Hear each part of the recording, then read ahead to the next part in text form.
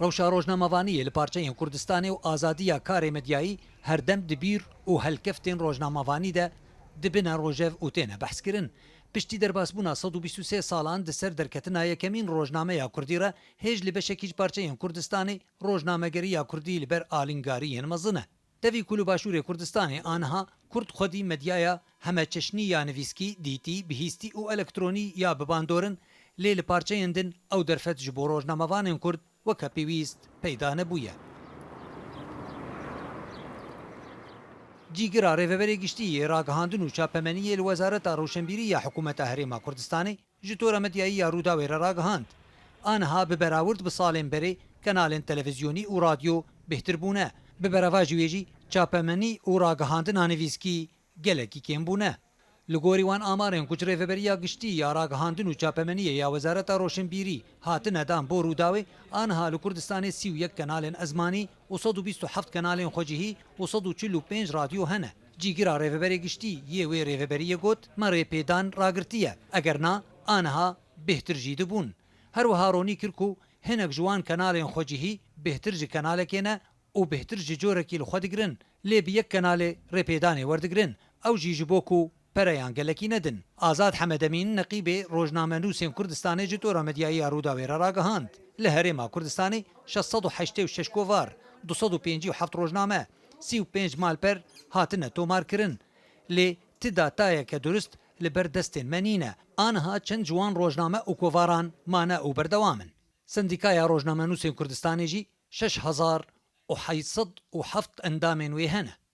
ئەوەی ئەمڕۆ بە هەواڵ باسی دەکەین بەیانی مێژووە برە ئەوەشی ئەوەیە یعنی دەستەواژەیە کە دەبێ حسابی بۆ بکرێ ئێستاما زۆر ڕووداوی ئەوە هەتا من لەو ئەوەیە لەو مەلەفەی کە لەسەر کوردستان لە 2010 وەختی بە حەزەرەوە باسم کردو و ئەو وەختیش بە پێداگریەوە باسم دەڵێن جەریدە سەورە جەریدە جمهوریە جەریدە عێراق ئەگە بمزانی باە ئێستا ئەوها کاریگەری دەبی بۆ ئەلفارەکان بۆمان دەتە سەرچاوە ئەو وەختی هەموم بە هەر نرخێک باە ئەرشیفم دەکرد.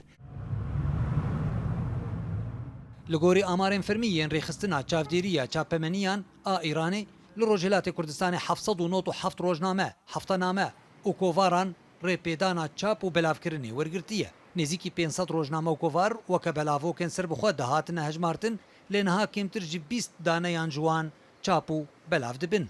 Ew jî bi sedema encamên koronayê û giranbûn û bihabûna 15 qatana kaxezan. Her wiha 4 kenalên ezmanî yên partiyên Kurdî û 5 radyo û bêhtir ji 15 rojname û kovarên partiyên Kurdî hene. Wiha jî kenalên Kurdî yên ser bi hikûmetê û hejmarek ji TVyên xwecihî programan bi zimanê Kurdî yan çend demjimêran bi zimanê Kurdî weşanê dikin.